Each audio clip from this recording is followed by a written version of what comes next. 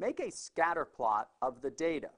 Write an equation that models the data. So we have for the x values 1, 2, 3, and 4, and the corresponding y values of 1.25, 2.50, 3.75, and 5.00. We want to plot 1, 1.25. So here's 1 for the x value and approximately 1.25 for the y value. Our next point is 2, 2.5. So here's 2 and here's 2.5, or at least approximately. Then 3, 3.75.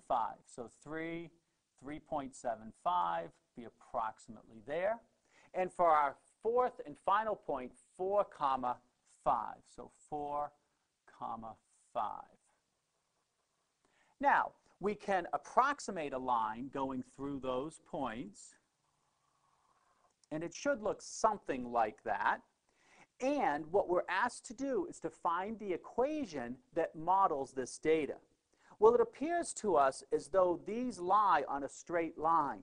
Let's take the first 2 points and we'll calculate the slope using the x coordinates and y coordinates. Remember that the slope is equal to subtracting the y coordinates in the numerator, 2.50 minus 1.25, divided by subtracting the x coordinates in the denominator. So that gives us m is equal to, in the numerator, 2.5 minus 1.25 is 1.25. In the denominator, 2 minus 1 is 1, which is 1. And so because we have a 1 in the denominator, we don't need to write it. That gives us a slope of 1.25. Now, it would be good to check to make sure that this slope is representative of other points. Well, interestingly enough, let's just take this slope of 1.25 and notice that that is the difference between these two because we just calculated it. But it's also the difference between these two, as well as the difference between these two. So in fact, that slope of 1.25 is correct. Given that that's correct, if we were to work backwards, that is, go back to this point here, we would subtract 1.25. That would give us a y value of 0.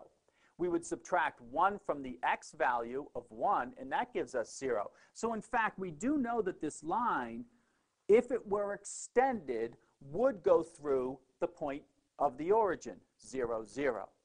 The reason that's important is now when we write our equation, we write it as y equals the slope, 1.25, times x, and then plus the y-intercept, but the y-intercept is 0, so we would just leave our equation that models that data as y equals 1.25x.